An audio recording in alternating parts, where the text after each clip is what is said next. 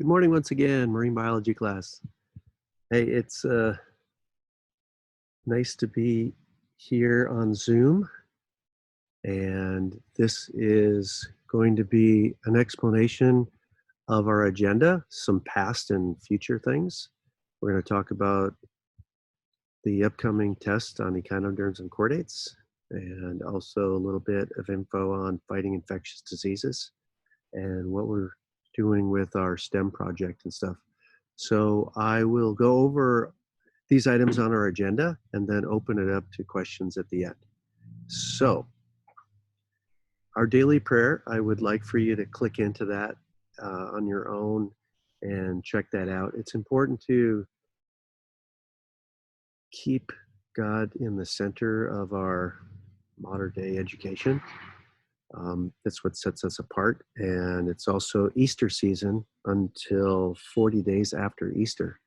So this is a really interesting prayer, and it is something to think about as calamity and different problems happen around the world, especially what we're seeing right now with the COVID-19 pandemic and people dying.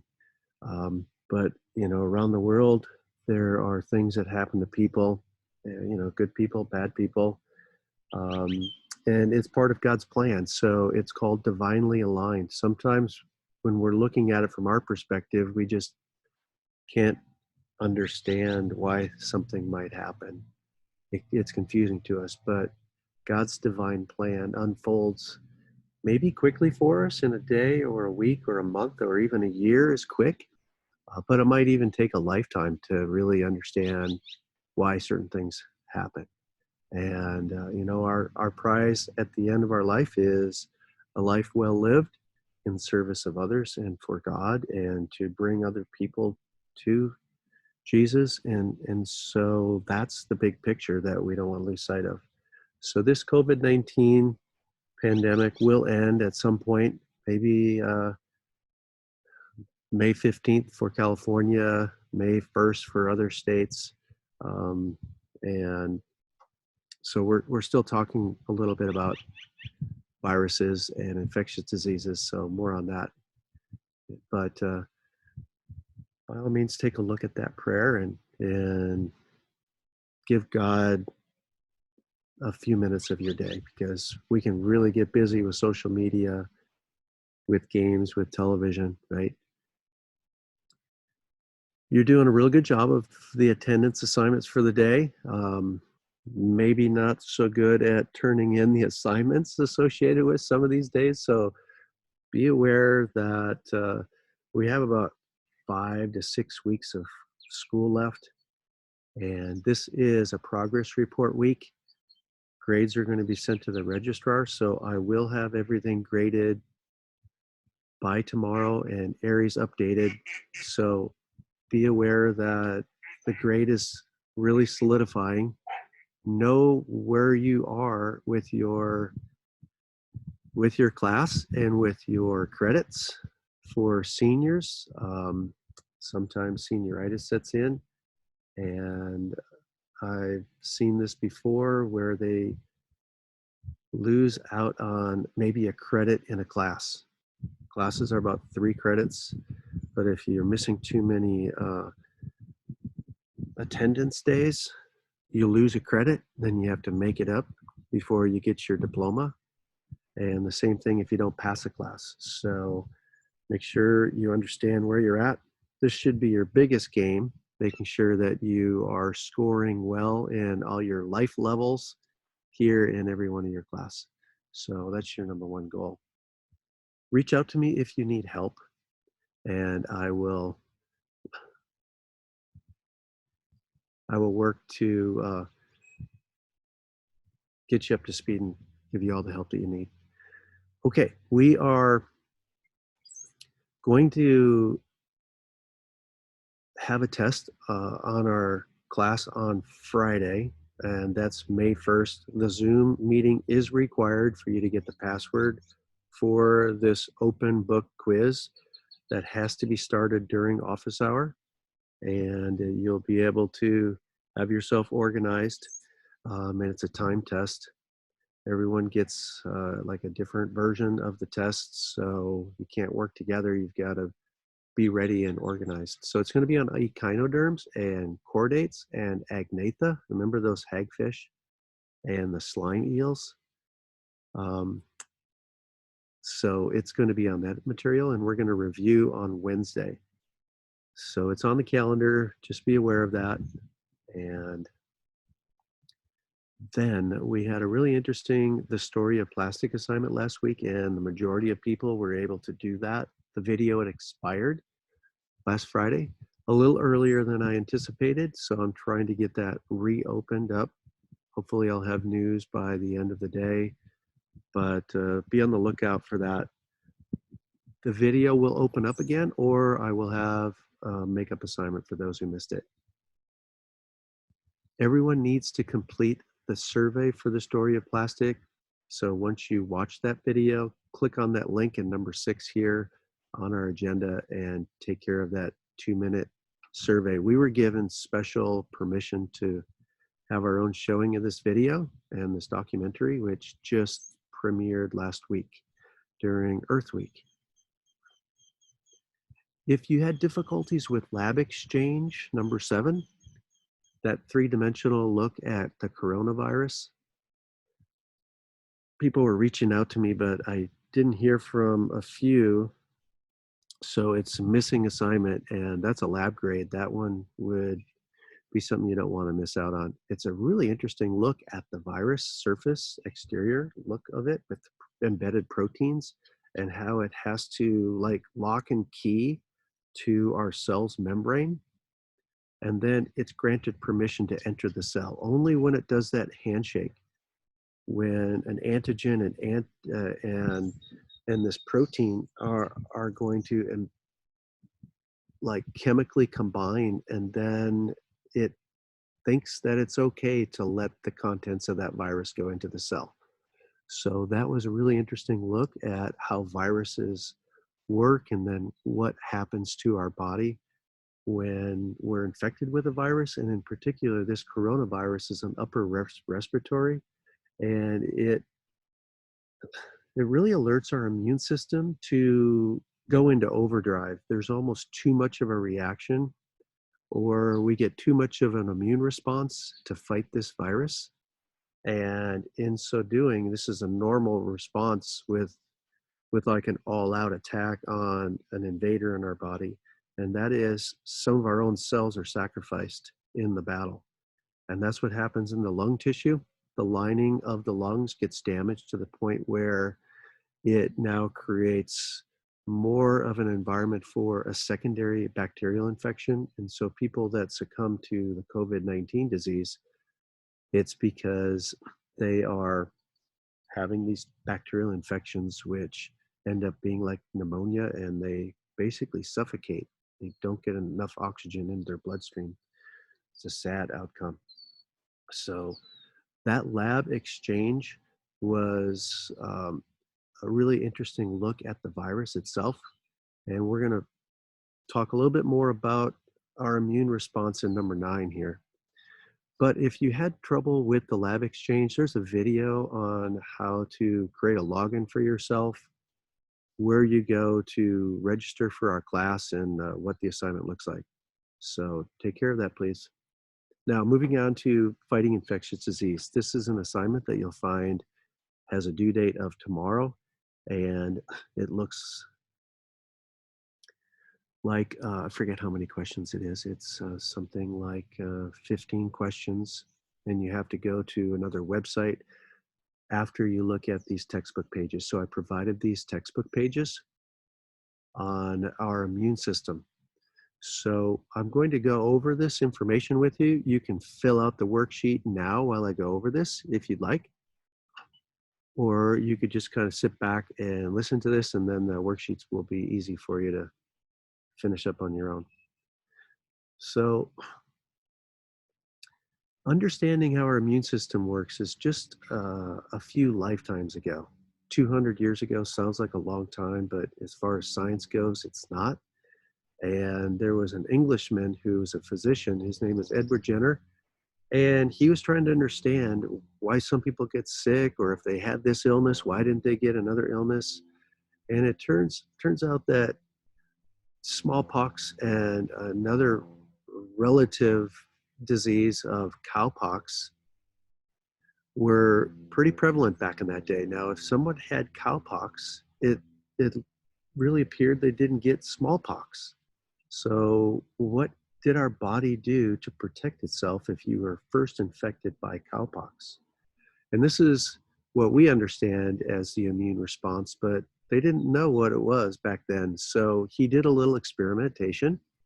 Here's a kind of a picture of him taking the pus and the sickness from someone who had cowpox and deliberately making a cut on this young child here, James, and infecting him with cowpox. And yeah, he did come down with a mild case of cowpox. Then he took it a step further. And, smallpox is such a debilitating disease that if you get smallpox, it could be quite deadly, or it would disfigure you or paralyze you. And this was pretty risky for him to do this experiment on a human. Before we do research and trial testing on humans, it has to undergo other animal testing first. So this is the first time where he went right into human testing. They didn't really have good scientific methods back then. But fortunately, this child did not get smallpox. So he recognized that there's something about getting a pathogen. It does something to your body, and it protects you against other infections. And this is the beginning of vaccinations. And that is a Latin word. Vaccination comes from cow. So he literally injected the cow disease into the child, and that was the birth of vaccinations. Now, we're talking about this infectious disease and acquiring immunity because we're living through this right now. If you're following the news, you know that people are dying, and you know that the world is rushing to make a vaccine to give people a fighting chance against this disease once they get it. So you're hearing, should everyone be vaccinated? If they open up May 15th as the date to allow businesses to reopen up, maybe schools, some are saying everyone needs to be vaccinated. But it typically takes, if you're following the news, 10 years to make a vaccination with all the proper testing, not just rushing in and doing testing on people, because you could do more harm than they intend. So some people are saying, yeah, everyone needs to be vaccinated before we feel safe against this. Well, this is not the first coronavirus that has hit the world. There was SARS, there was MERS, there was the pandemic in 1903. Just in our lifetime, this is the first time that we've had a pandemic. But is it feasible to vaccinate the entire world? Some people, even right now before coronavirus, did not want to have their child vaccinated because some believe that if you give some children and infants a vaccination, their bodies react to the vaccination and does them harm. So some parents are opting not to vaccinate their children. So are we now going to see the world say everyone has to be vaccinated against coronavirus? We'll see how that plays out.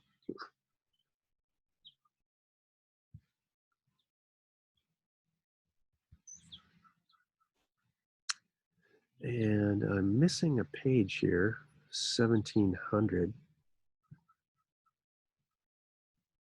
It's a pretty important page, but I can't get it to show at the moment. And it talks about two different immune responses. One is called an active immunity. And what I was just describing with the vaccination, that's an active immunity. It turns out that if you get an illness with a virus, Your immune system, and there's about 20 different cells in our immune system. Some rush to the infection and start fighting it.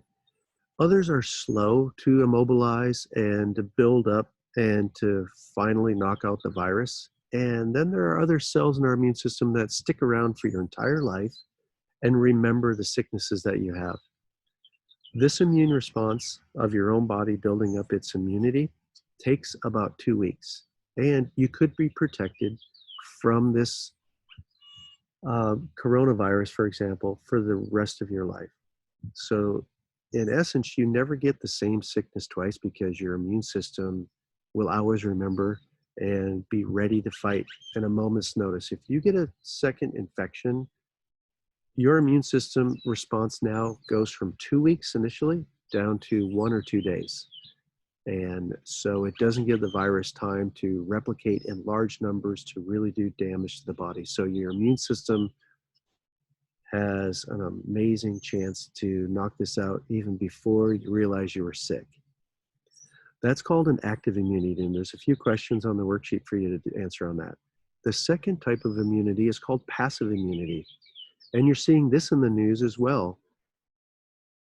There are really good success stories of taking the antibodies out of someone who beat coronavirus. They may have been near death's door on a ventilator for 2 weeks and they recover with their immune system fighting it off. And now you have these antibodies in your plasma of your blood. So they take that antibody out of someone who survived and they put it in someone who is sick. That is called a passive immunity, and that does help a person's immunity for a short time.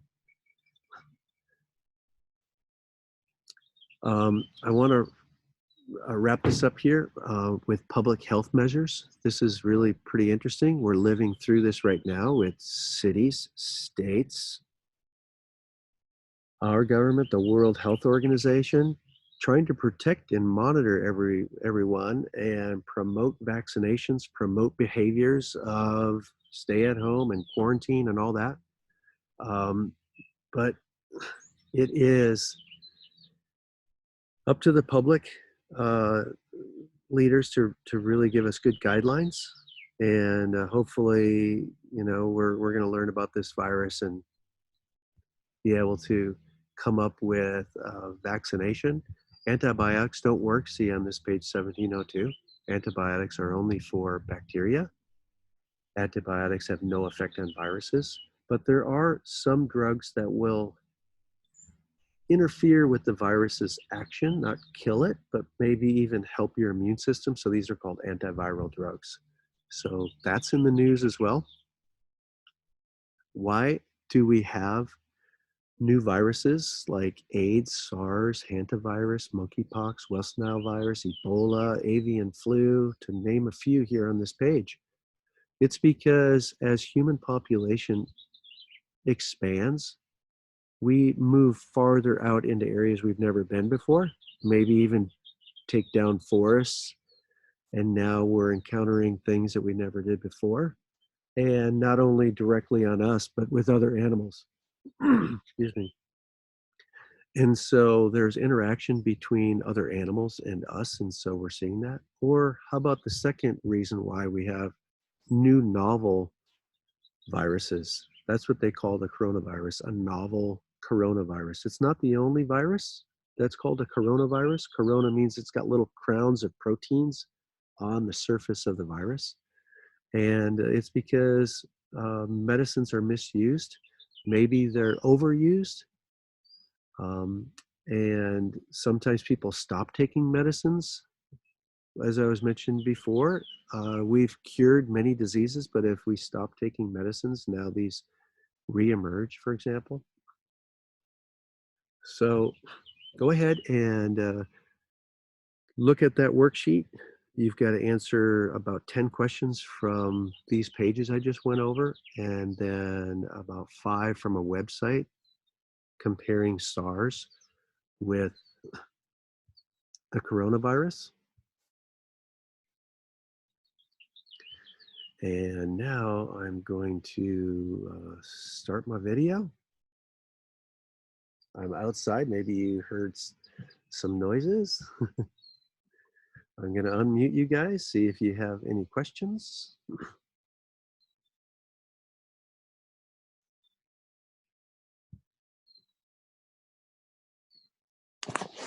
You guys want to say hi to each other, or if you have to ask a question of me that I can answer? How you doing, Paula, Destiny, Jenny? Good. Um, thanks for bringing up the question about the STEM project. I pushed out the due date. It was going to be April 30th, but it's May 18th. I'm going to give you some guidance on that on the next class. So you need to continue what you're doing, but I'm going to give you some other options as well. So I had that on the agenda to talk to you about it, but you don't have to do anything. It's just been set aside for now, and I think um, this could be a personal project you do on your own, or you could work with your original group that we set up, or you could form your own group. So I'm going to give you some options on the next class on Wednesday. Good question. Anybody else have a question? No, I don't think so. Well, hope you guys are doing well. I know we're all getting cabin fever, right? So I'm at my cabin, just enjoying a different scenery and get outside, get some exercise, get some sunshine, right?